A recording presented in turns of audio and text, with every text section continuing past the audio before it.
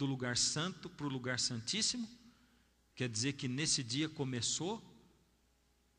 acabou o sacrifício, passou da época da intercessão para a época do quê? Do juízo.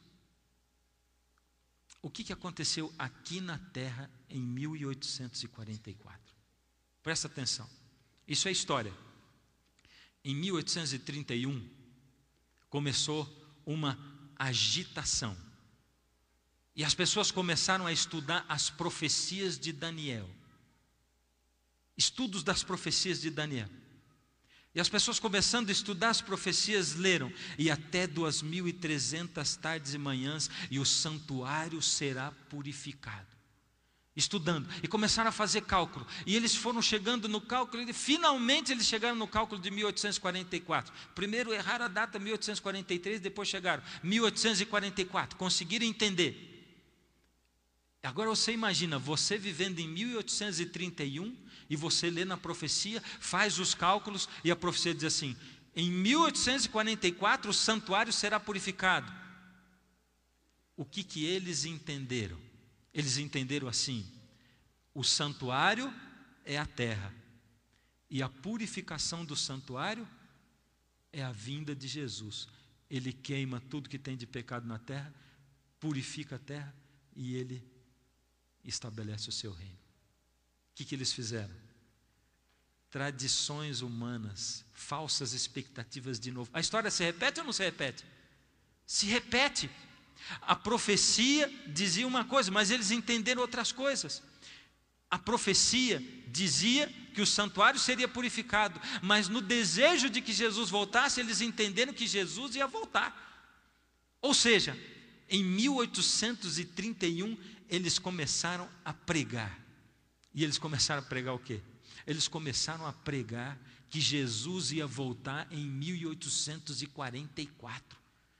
Eles começaram a pregar a volta de Jesus e começaram a achar que Jesus ia voltar em 1844. Agora veja, foi pregado aonde isso?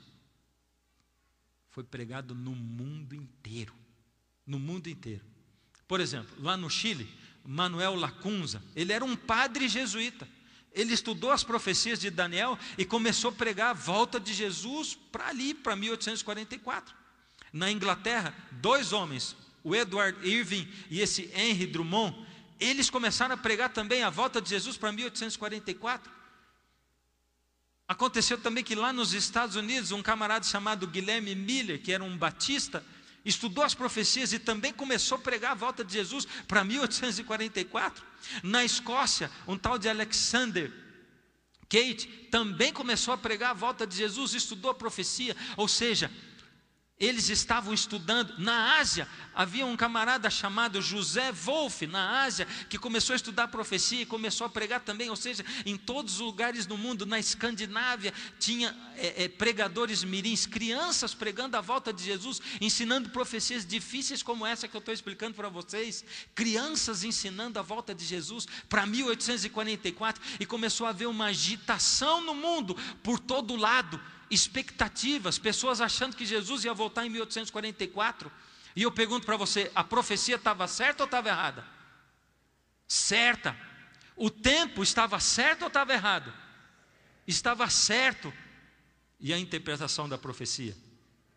Aquele era o tempo de Deus, aquela era a mensagem de Deus, a profecia era de Deus, mas a interpretação era humana. E é lógico que quando chegou em 1844, Jesus não veio. Jesus não voltou aqui nessa terra. E aconteceu o que então? Um desapontamento tremendo. E as pessoas se desapontaram. A mesma história que aconteceu com Jesus, na época de Jesus, aconteceu em 1844. A data era importante? A data era muito importante, porque a data era a data em que Jesus passava do lugar santo para o lugar santíssimo. Agora me ajuda, eu vou lembrar junto com você. Quando o sacerdote passava do lugar santo para o lugar santíssimo, o povo de Israel se preparava todo. Aquele povo santificava a vida dele, purificava a vida dele. O sumo sacerdote preparava a vida dele, saía de casa 10 dias antes para purificar. Purificava casa, roupa, purificava comida, purificava tudo.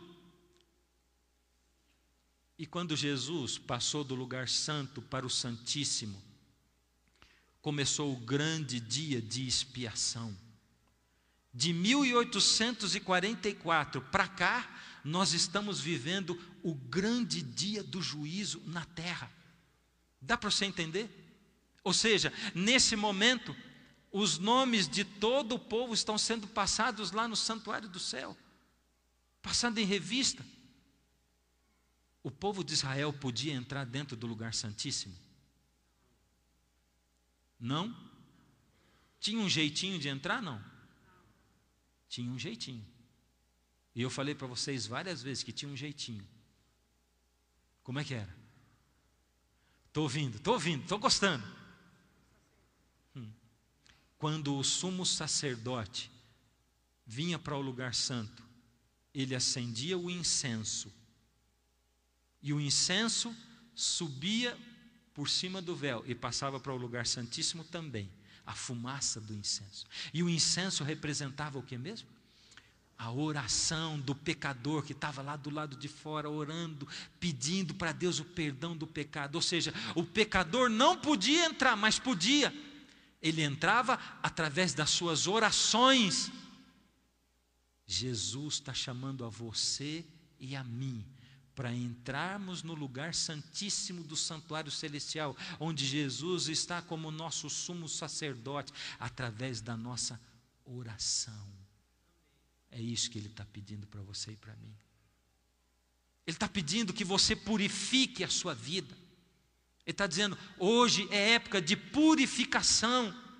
Num mundo depravado como o mundo no qual a gente vive, Deus está dizendo, hoje é dia de purificação, é dia de purificar a sua casa, purificar o seu lar, é dia de purificar, é tempo de purificar o que você vê na sua casa, o que passa na sua internet, o que passa na sua televisão, é tempo de purificar a mente dos seus filhos, purificar a sua mente, é tempo de arrancar pornografia, é tempo de arrancar tudo que não presta da sua vida, é tempo de purificar a sua roupa, de parar de mostrar o que é para ser escondido, é tempo de purificar os seus gostos, é tempo de purificar a sua comida, é tempo de purificar o coração, purificar a alma, é tempo de buscar a Deus, é tempo de andar na contramão do mundo, porque o mundo está indo todo para a depravação, para o lixo, o mundo come lixo, o mundo ouve lixo, o mundo vê lixo, e Deus está falando no tempo em que o mundo está no meio do lixo, Ele está dizendo, se purifique, porque agora é tempo de purificação. Eu quero que o meu povo se purifique. Olhe para mim. Se você não está conseguindo me ver, porque você está cego pelo pecado. Se você não está conseguindo me ouvir, é porque você está surdo pelo pecado. Eu estou chamando você. Esse é o grande dia da purificação. Por isso que Jesus diz assim, vocês não são do mundo, lá em João capítulo 15, porque se vocês fossem do mundo, o mundo amaria vocês, porque o mundo ama o que é seu, mas como vocês não são do mundo, o mundo odeia vocês.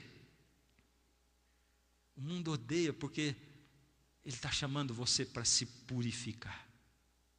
É por isso, diferente do mundo. Enquanto o mundo, todo mundo faz igual a todo mundo. Não é isso que o seu filho adolescente diz? Mas todo mundo faz, por que eu não posso? Não é isso que você diz? Todo mundo faz, por que eu não posso? Todo mundo tem, porque eu não tenho. Deus está dizendo, você meu filho, você não é todo mundo. Eu estou chamando você, filho, olha para o santuário celeste. Olha para o que eu estou fazendo. Lê Hebreus de novo. Lê o livro todo, ele é pequenininho. Na sua casa essa semana, pega o livro de Hebreus e lê ele todinho, para você entender de novo como Paulo está falando e reforçando que Jesus é o nosso sacerdote, o nosso sumo sacerdote, e que Ele está lá no santuário do céu, intercedendo por nós. Paulo está falando isso claramente. Lê de novo as profecias, pega as lições que você recebeu, o tema de cada noite, estuda tudo de novo e fala, não é possível, esse pastor está falando que Jesus está lá no céu, intercedendo por mim, e que hoje nós estamos vivendo o dia da expiação, enquanto o sumo sacerdote ficava lá dentro do lugar santíssimo do santuário, o povo de Israel do lado de fora ficava orando e tremendo, porque a vida de cada um, lembra? Se tivesse pecado no meio do povo, tinha que acontecer tudo de novo. Lembra? O sacerdote não podia ter pecado, porque se ele tivesse pecado, ele morreria lá, por isso ele ia com a perna amarrada. Uma corrente para puxar, uma corda para puxar a perna do sacerdote se ele morresse lá. Hoje é tempo de purificação, de nós olharmos para dentro do lugar santíssimo do santuário e olharmos e dizer: Senhor Jesus, o Senhor está intercedendo por mim. Eu estou vivendo o grande dia do julgamento, é o dia da santificação, da purificação da minha vida. E eu queria fazer um convite para você hoje. Um convite muito sério. Aí no seu envelope tem um cartãozinho. O cartãozinho diz assim: confesso que não tenho dedicado tempo suficiente a Deus e Ele não tem tido toda a prioridade que merece em mim. Você acha isso de você também? Se você acha, você vai fazer um X. Deus merece muito mais tempo de mim do que eu tenho dedicado a Ele. Decido entrar no santuário de Deus de hoje em diante, através de minha comunhão, da minha oração. Deus está chamando você para ir lá no santuário, através da sua comunhão. Se você está decidindo isso, através da oração, de buscar a Deus, também põe um X, e você põe o seu nome. Deus está dizendo para você: filho, filha, eu só quero chegar mais perto de você, por favor, me deixa. Filho, filha, eu só quero salvar você, por favor, me deixa salvar você, me deixa alcançar você. Eu tenho uma pergunta para você, antes da gente terminar, lá no nosso gráfico. Quando Jesus sair do Santíssimo, do santuário, o que vai acontecer? O que vai acontecer? Segura o seu cartão, mas eu tenho que ler com você o último verso da Bíblia. Apocalipse.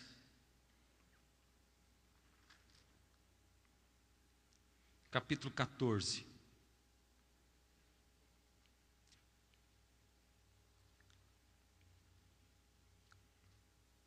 Do verso 14 em diante, presta atenção.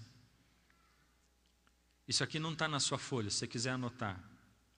Olhei e eis uma nuvem branca, e sentado sobre a nuvem, um semelhante a filho de homem, tendo na cabeça uma coroa de ouro e na mão uma foice afiada, o trigo e o joio junto, deixa os dois juntos, até chegar o tempo da ceifa, e eu vou passar a minha foice, e eu vou ceifar. Agora presta atenção. Outro anjo saiu do santuário, o santuário está no Apocalipse o tempo todo, gritando em grande voz para aquele que estava sentado sobre a nuvem, gritando e dizendo: toma a tua foice e ceifa, pois chegou a hora de ceifar, visto que a seara da terra já está madura. E aquele que estava sentado sobre a nuvem passou a foice sobre a terra, e a terra foi ceifada. Então saiu do santuário, que se encontra no céu outro anjo, tendo ele mesmo também uma foice afiada. Saiu ainda do altar outro anjo, a descrição do santuário está aqui, aquele que tem autoridade sobre o fogo, e falou em grande voz ao que tinha a foice afiada, dizendo: toma a tua foice afiada e junta os cachos da videira da terra, porquanto as suas uvas estão maduras. O que acontece quando Jesus sair do santuário? Ele já vem com a sua foice para ceifar, separar joio de trigo, de novo. Será que a gente corre o risco de interpretar as profecias errado ainda hoje? Será? Será que eu ainda corro o risco de acreditar no que homens dizem? Será que eu corro o risco ainda de perguntar para mim mesmo: poxa, mas ninguém acredita assim, só eu vou acreditar nisso? Quantos entraram na arca? Quantos viram o nascimento de Jesus?